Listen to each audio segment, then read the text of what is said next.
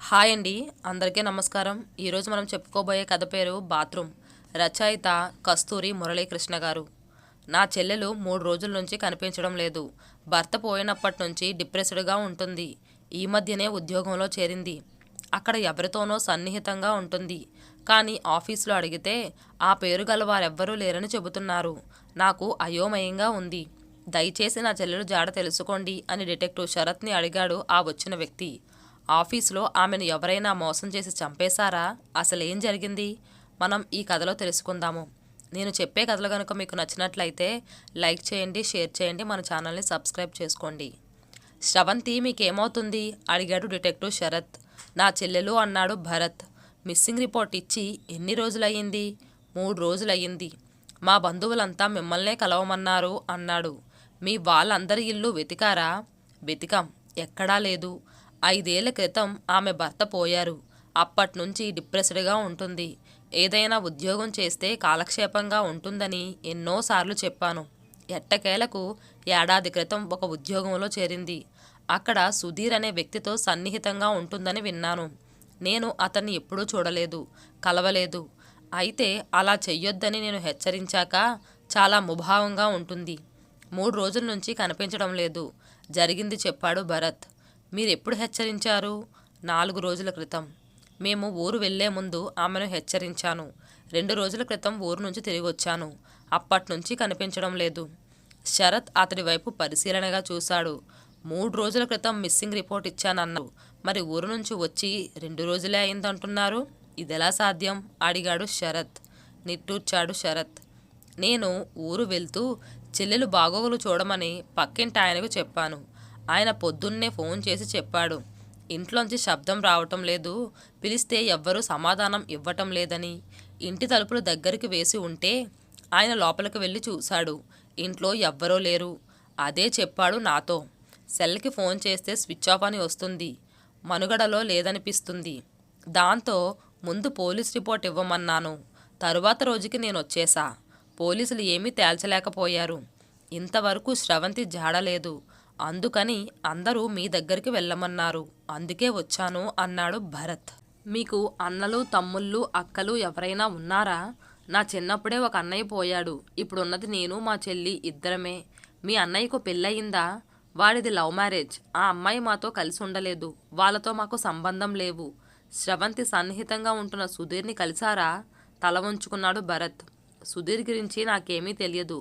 ఆఫీసులో అడిగితే ఇక్కడ అలాంటి వాళ్ళెవ్వరూ లేరు అంటున్నారు. నాకేమీ తెలియటం లేదు అన్నాడు భరత్. నేను ఈ కేసు టేకప్ చేస్తాను అంటూ అసిస్టెంట్ రాము వైపు చూశాడు శరత్. బాస్, భరత్ చెప్పినవన్నీ నిజాలే. నేను శ్రవంతి వాళ్ళ ఆఫీసులో సుధీర్ అనే వాడెవ్వడూ లేడు అన్నాడు రాము శరత్ ఎదురుగా కూర్చుంటూ. వాళ్ళ కాలనీలో వాళ్ళందరినీ ప్రశ్నించావా? అడిగాడు శరత్. అపార్ట్మెంట్లో ఉంటున్నారు బాస్, అందరినీ ప్రశ్నించాను. భరత్ చెప్పిందంతా నిజమే. ఆ అమ్మాయి ఎన్ని గంటలకు బయటకు వెళ్ళిందట? ఒంటరిగా వెళ్ళిందా, లేక వెంట ఎవరైనా ఉన్నారా? వాచ్మ్యాన్ని అడిగావా? బుర్ర గోక్కున్నాడు రాము. Boss, watchman చూడలేదట. పక్క వాళ్ళకి తెలియదట.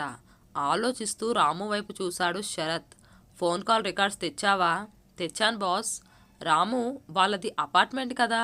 ఈ మధ్యకాలంలో అపార్ట్మెంట్లలో సీసీ కెమెరాలు పెట్టుకుంటున్నాయి కదా. ఆ అపార్ట్మెంట్లో కూడా కెమెరాలు పెట్టారేమో, కనుక్కో. ఉంటే ఆ రోజు వీడియోలు కావాలి. తెచ్చాను బాస్, గర్వంగా అన్నాడు రాము. అతన్ని అభినందిస్తున్నట్లు చూశాడు శరత్. కాల్ రికార్డ్స్ పరిశీలించడం ప్రారంభించాడు శరత్. భరత్ వాళ్ళు ఊరు బయలుదేరిన రోజు రాత్రి నుంచి శ్రవంతికి ఫోన్లు రాలేదు. ఆలోచించాడు శరత్. మరోసారి ఆమె కాల్ రికార్డ్స్ జాగ్రత్తగా చూశాడు. ఆమెకు ఫోన్లు ఆఫీస్ నుంచి వస్తున్నాయి, లేకపోతే ఇంట్లో వాళ్ళ నుంచి. అంతే, బయట వారెవ్వరి నుంచి రాలేదు. ఆఫీస్లో వాళ్ళు ఎక్కువగా ల్యాండ్లైన్ నుంచి చేస్తున్నారు. ఒకసారి ఆఫీస్కి వెళ్ళి పరిశీలించాలి అనుకున్నాడు శరత్. అపార్ట్మెంట్ వీడియో ఆన్ చేశాడు. ఒకే ఒక్క కెమెరా ఉంది. అది కూడా అపార్ట్మెంట్ మెయిన్ గేట్ వైపు ఉంది. అంటే అపార్ట్మెంట్లోకి వచ్చేవారు పోయేవారు తెలుస్తారు తప్ప అపార్ట్మెంట్ ఫ్లోర్స్లో కెమెరాలు లేవు. కెమెరా ఫుటేజ్ చూడటం ఆరంభించాడు శరత్. రాత్రి 8 అవుతుందండంగా భరత్, అతని భార్య, పిల్లలు సామాన్లు పట్టుకుని వచ్చారు. వెనుక ఎవ్వరూ రాలేదు. తరువాత ఇతరులు బయటకు వెళ్లారు. కాని శ్రవంతి బయటకు వెళ్ళలేదు. మళ్ళీ రివైండ్ చేసి ఉదయం నుంచి చూడటం ఆరంభించాడు శరత్. ఉదయం పిల్లలు స్కూలుకు వెళ్లారు. కాసేపటికి స్రవంతి బయటకు వెళ్ళింది. తరువాత భరత్ అతని భార్య బయటకు వెళ్లారు. మధ్యాహ్నం అవుతుండగా భరత్ అతని భార్య ఇంటికొచ్చారు. కాసేపటికి స్రవంతి ఇంటికొచ్చింది. సాయంత్రం పిల్లలు ఇంటికొచ్చారు. మళ్ళీ అందరూ కలిసి ఊరికి వెళ్లారు. స్రవంతి ఇంటికొచ్చిన తరువాత బయటకు వెళ్ళలేదు. ఆలోచిస్తూ కూర్చున్నాడు శరత్. నాకేం తెలియదు సార్, కానీ అపార్ట్మెంట్లోకి రావాలన్నా వెళ్ళాలన్నా ఇదే దారి, చెప్పాడు వాచ్మ్యాన్. అతను చెప్పింది నిజమే.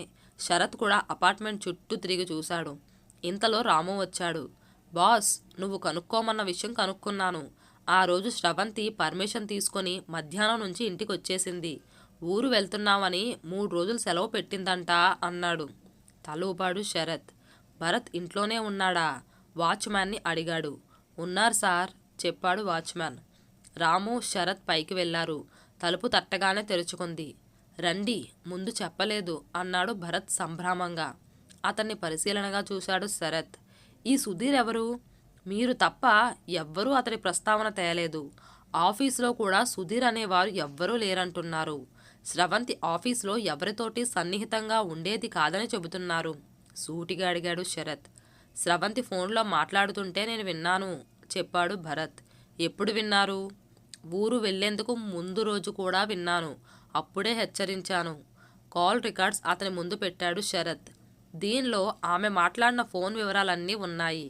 ఎవరెవరితో మాట్లాడిందో తెలుస్తుంది. సుధీర్ అనేవాడు లేడు అన్నాడు శరత్. రికార్డ్స్ పరిశీలించాడు భరత్. ల్యాండ్లైన్ నంబర్లు చూపించాడు. ఇవి ఆఫీస్ ఫోన్లు. వాడు ల్యాండ్లైన్ నుంచి చేసుంటాడు అన్నాడు. నవ్వాడు శరత్. ఆ అనుమానం నాకు వచ్చింది. ఆఫీస్లో టైమింగ్స్తో సహా ప్రశ్నించాం. ఆ ఆఫీస్లో వాళ్ళు అవసరం కొద్దీ చేసిన ఫోన్లు, ఆ ఫోన్లన్నీ ఎక్కువగా చేసింది సునీల అనే అమ్మాయి, సుధీర్ కాదు. భరత్ ఇకేమీ మాట్లాడలేదు. స్రవంతి ఇల్లు వదిలి వెళ్ళలేదు. ఇంట్లోనే ఉండి సరిగ్గా చూసారా అడిగాడు శరత్. చూశాను. లేదు, కోపంగా అరిచాడు భరత్. నేను ఒకసారి ఇల్లు చూడొచ్చా అడిగాడు శరత్. నిరభ్యంతరంగా చూడండి, సోఫాలో కాలు మీద కాలేసుకొని అన్నాడు భరత్. రాము, నువ్వు ఈ వైపు చూడు, నేను ఆ వైపు చూస్తాను అంటూ బెడ్రూమ్ వైపు వెళ్ళాడు శరత్. బెడ్రూమ్లో ఏవైనా ఆనవాళ్లు దొరుకుతాయేమోనని జాగ్రత్తగా అణువణువు పరిశీలించాడు. అమ్మాయి బట్టలు అలాగే ఉన్నాయి. ఏమీ తగ్గినట్టు లేవు. డస్ట్బిన్ ఖాళీగా ఉంది. వస్తువులన్నీ నీటిగా అమర్చున్నాయి. మధ్య గదిలోకి వచ్చాడు. అదే సమయానికి రాము కూడా పరిశోధన పూర్తి చేసి వచ్చాడు. నో క్లూస్ బాస్ అన్నాడు రాము. వంటింట్లోకి వెళ్ళాడు శరత్. వంటింటి నుంచి మరో గదిలోకి వెళ్ళాడు. మరో గదిలో బాత్రూమ్ తలుపు తాళం వేసుంది. తాళం తీయండి అడిగాడు శరత్. ఎందుకు? బాత్రూంలో ఉంటుందనా ఇన్ని రోజులు? వ్యంగ్యంగా అడిగాడు భరత్. రాము తాళాల్ని పట్టి చూశాడు. గట్టిగా కొట్టాడు. అది విరిగొచ్చింది. తలుపు తీసి లోపలికి వెళ్ళాడు. పరిమళంతో నిండి ఉంది బాత్రూమ్. తెరవగానే సువాసనతరంగా ఎగిరి వచ్చింది. శుభ్రంగా ఉంది. ఎవరూ వాడుతున్నట్టు లేదు. తలుపు వేసి రాబోతున్న శరత్ ఆగిపోయాడు. అతడి కళ్ళు చిన్నవయ్యాయి. వెంటిలేటర్ దగ్గరకు వెళ్ళాడు. అక్కడ అతని దృష్టిని ఆకర్షించిన దాన్ని గ్లౌస్ వేసుకొని తీశాడు. ఏమిటిది అడిగాడు భరత్ కంగారుగా. మనిషి పన్ను అన్నాడు శరత్ గంభీరంగా. అక్కడికెలా వచ్చింది? ఎవరో మనిషిని బలంగా బ్యాటతోటో ఇంకా బలమైన వస్తువుతోటో కొట్టి ఉంటే విరిగి ఊడిన పన్ను ఎగిరొచ్చి పడి ఉంటుంది. చెప్పు, స్రవంతిని ఏం చేశావు? ఎక్కడ దాచావు అడిగాడు శరత్. నాకేం తెలియదు అన్నాడు భరత్. అబద్ధం చెప్పకు. ఈ పన్ను స్రవంతిదని పరిశీలిస్తే తేలుతుంది. దీని ద్వారా ఆమెను బలమైన వస్తువుతో కొట్టి చంపేశారని నిరూపించవచ్చు. ఆమె ఇల్లు వదిలి వెళ్ళలేదు కాబట్టి ఇంట్లోనే చంపి దాచిపెట్టారని, లేదా శవాన్ని మొక్కలు చేసి బయట పారేశారని నిరూపించవచ్చు. శరత్ మాట పూర్తవుతుండగా ఏదో నీడ కదిలినట్టు అనిపించింది. టప్మని శబ్దం వినిపించింది. రాము కింద పడిపోయాడు. వెనుక ఇనుపరాడ్డు పట్టుకొని భరత్ భార్య కనిపించింది. వాణ్ణి పట్టుకోండి, చంపి పారేద్దాం, స్రవంతి దగ్గరకు పంపించేద్దాం అంటూ శరత్ పైకి దూకింది. శరత్ వేగంగా కదిలాడు. భరత్ని ఆమె వైపు తోశాడు. వెంటనే బయటకు దూకి బాత్రూమ్ తలుపు వేశాడు. ఆ పడటంలో ఆమె రాడ్ను వదిలింది. దాన్ని తీసుకుని తలుపు వేసేశాడు. మగవాడి వైపు తలుపు తీయరా, దానికి ఆస్తిలో హక్కు కావాలట. చచ్చినా ఇవ్వనివ్వను, ఒక్క పైసా కూడా ఇవ్వను. స్రవంతిని చేసినట్టే నిన్ను కూడా ముక్కలు ముక్కలుగా నరికి చిన్న చిన్న ప్లాస్టిక్ కవర్లో పెట్టి రైలులో నుంచి కృష్ణానదిలోకి విసిరేస్తాను అని అరుస్తుందామె లోపల నుంచి. శరత్ సోఫాలో కూర్చొని అంబులెన్స్కు ఇన్స్పెక్టర్ విజయ్కి ఫోన్ చేశాడు.